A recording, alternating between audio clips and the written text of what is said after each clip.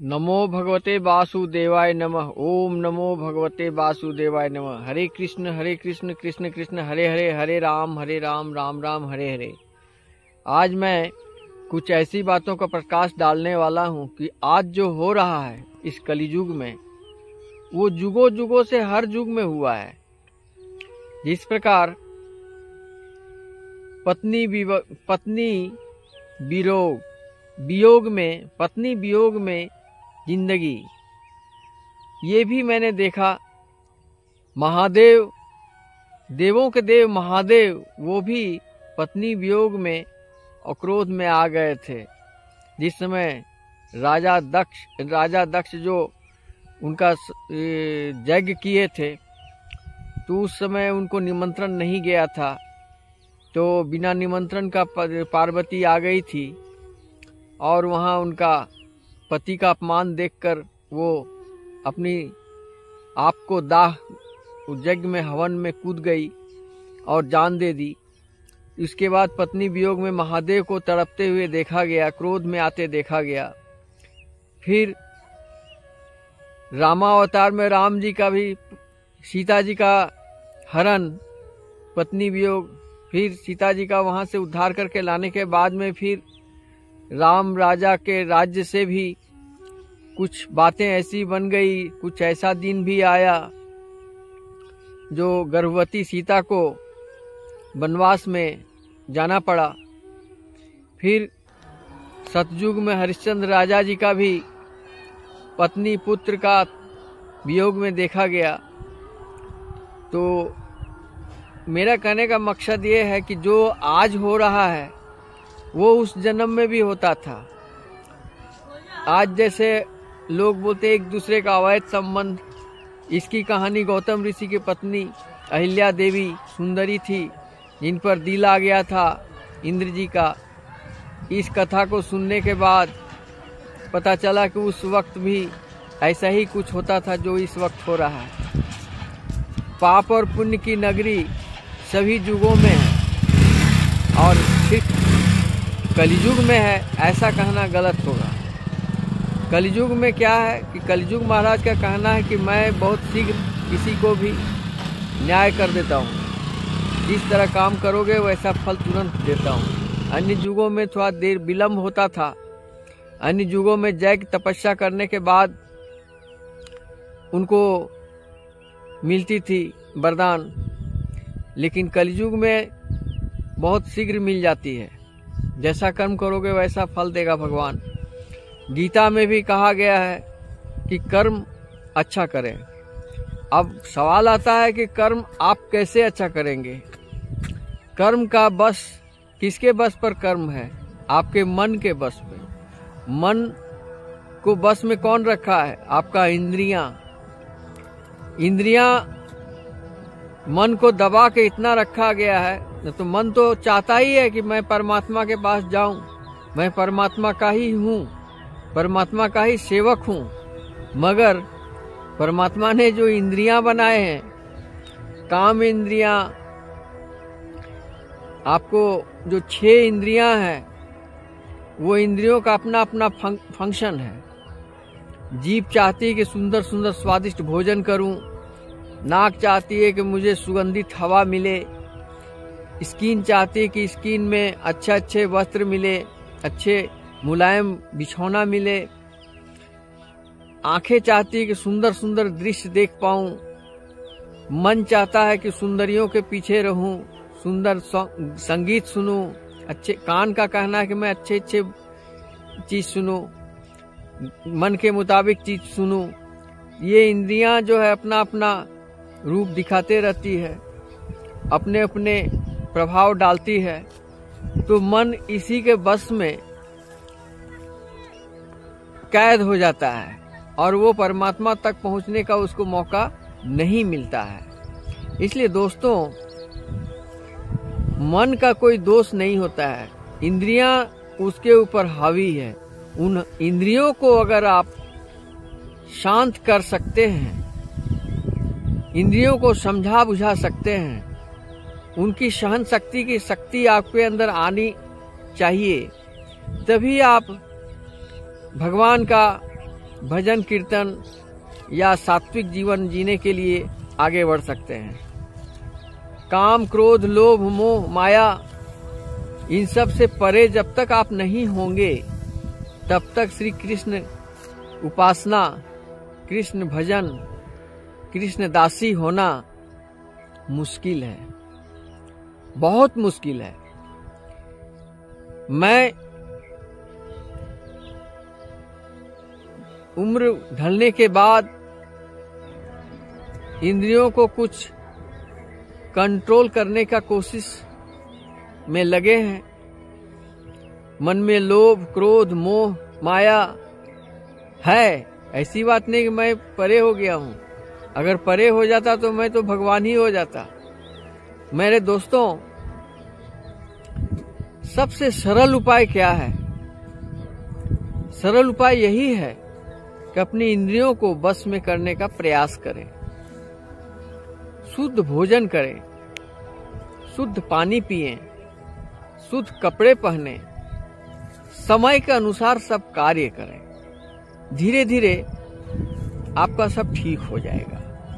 लेकिन अगर आप तामसी भोजन करेंगे तो तामस होगा ही, राजसी भोजन करेंगे तो राजा बनेंगे, सात्विक भोजन करेंगे तो सात्विक हो जाएंगे। जैसा करेंगे अन्न, जैसा खाएंगे अन्न, वैसा रहेगा मन। ये कहा गया है, सभी किताबों में लिखा है कि जैसा करोगे कर्म वैसा मिलेगा फल। तो आप एक जिंदगी जीने का एक तरीका बना लीजिए, एक जिंदगी जीने का इच्छा बना लीजिए, अच्छे माहौल में जीने का तरीका ढूंढिए। इंसान किसी को दोष देता है ना, बिल्कुल गलत देता है। इंसान का कोई दोष नहीं होता है, सब परमात्मा का ही कृपा है। जिनको परमात्मा दर्शन देने वाले होते हैं उसके अंदर प्रेममयी जिंदगी, श्रद्धामयी जिंदगी आ जाती है। क्रोध रहित, लोभ रहित, मोह रहित, स्वार्थ रहित, माया मोह से रहित होकर वो परमात्मा की ओर उस अग्रसर हो जाता है और परमात्मा का ही ध्यान की ओर चले जाते हैं। उस समय लगता है कि ये भौतिक जीवन में जितनी भी चीजें हैं सब तुच्छ हैं, जो नाशवान हैं, ये क्षणिक हैं।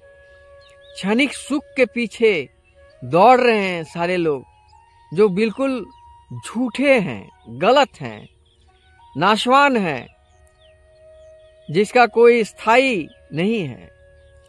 एकमात्र स्थायी अगर कुछ है वो है परमात्मा। जय श्री कृष्णा, राधे राधे, ये सत्य है।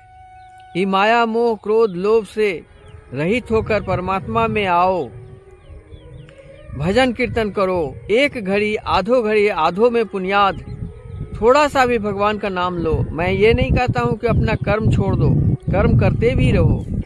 सब काम करने के बाद में जब अवसर मिले तो भगवान का भजन करो, कीर्तन करो, शुद्ध वातावरण में रहो, शुद्ध खाना भोजन करो, सात्विक भोजन करो।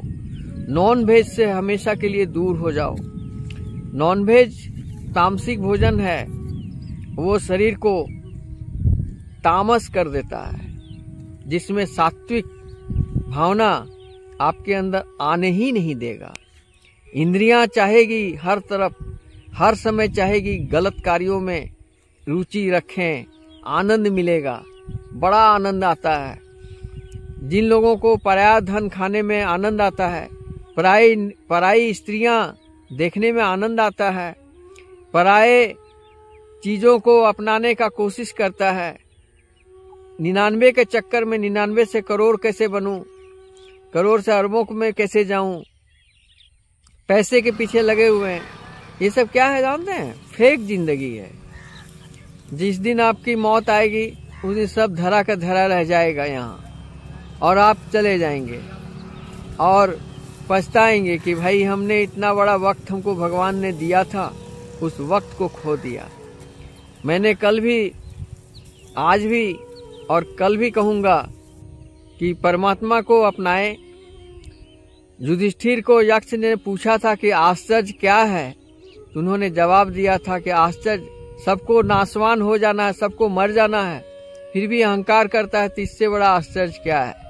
यक्ष ने दूसरा सवाल किया था कि दुनिया को कौन चलाता है, पृथ्वी, चांद, सूरज, नवग्रह, सारी कायनात को कौन चलाता है। तो युधिष्ठिर ने जवाब दिए थे यक्ष को कि दुनिया को काल यानी वक्त ही चलाता है। वक्त के अनुसार सारा काम चलता रहता है। वक्त के अनुसार इंसान का भी जीवन में अनेक परिवर्तन होते रहते हैं, कभी सुख कभी दुख। सुख और दुख के पीछे मत भागो, जो है उसका कदर करो, जो सामान तुम्हारे पास है उसका हिफाजत करो, जो तुम्हारे रिश्ते हैं, नाते हैं, उनका सम्मान करो।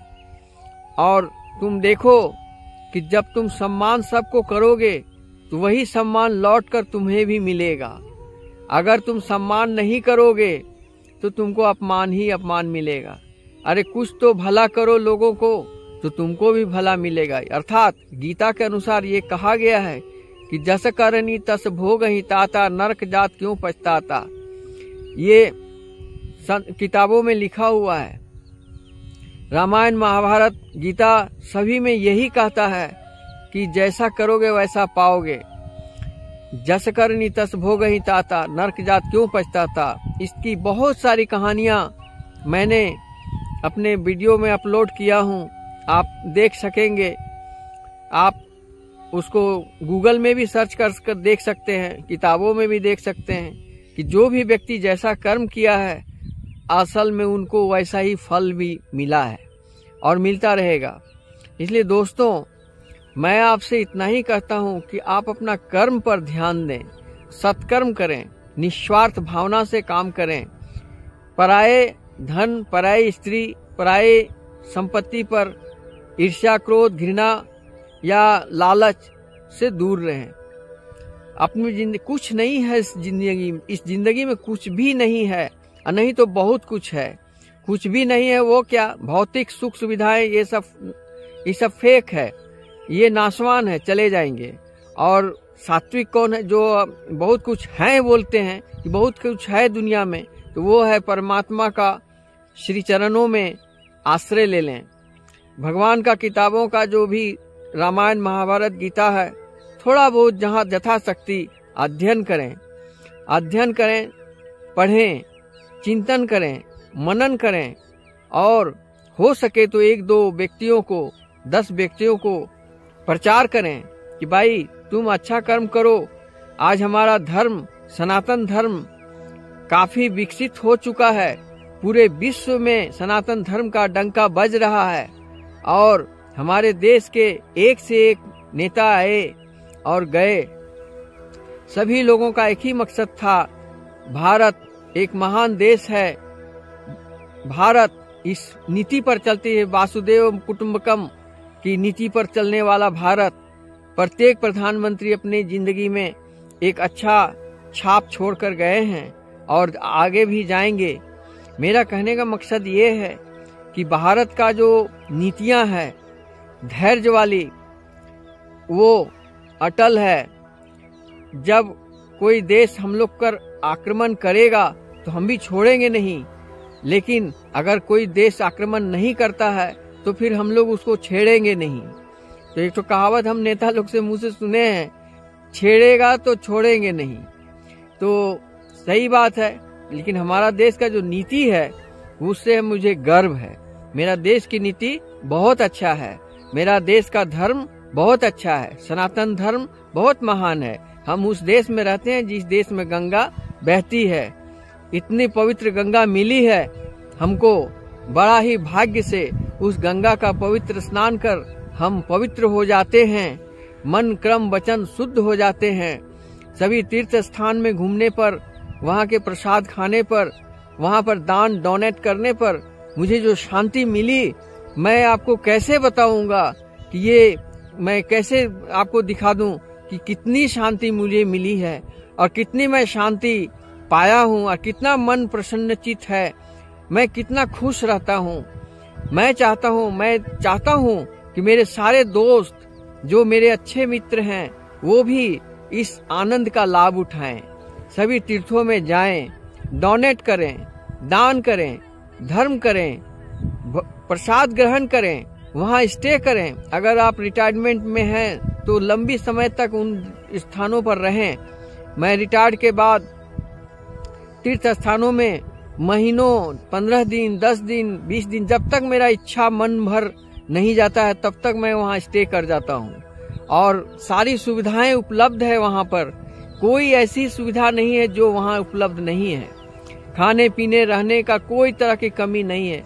जो खर्च मैं अपना घर में खाने पीने में लगाता हूँ उससे आधे खर्च में भी वो तीर्थ स्थानों में मैं जीवन यापन कर सकता हूँ। और मैं अपने पत्नी के साथ पूरे विश्व में घूमना चाहता हूँ। यथाशक्ति मेरे पास उतना सामर्थ्य नहीं है, वरना हम तो मेरा इतना आनंद आता है मुझे विश्व दर्शन करने में। तो कम से कम विश्व दर्शन तो नहीं कर सका, पर भारत के अंदर जितने भी जगह हैं उसमें 70-80% मैंने दर्शन कर चुका हूँ। और आशा करता हूँ बाकी जो 30% बाकी बचे हुए हैं, केदारनाथ, अमरनाथ वगैरह, वो सब भी दर्शन करना चाहता हूँ। अगर शरीर साथ दिया, जी बच गए तो वो भी दर्शन करूँगा। और दर्शन करने के बाद प्रसाद ग्रहण करूँगा, आनंदमय जीवन जीऊँगा।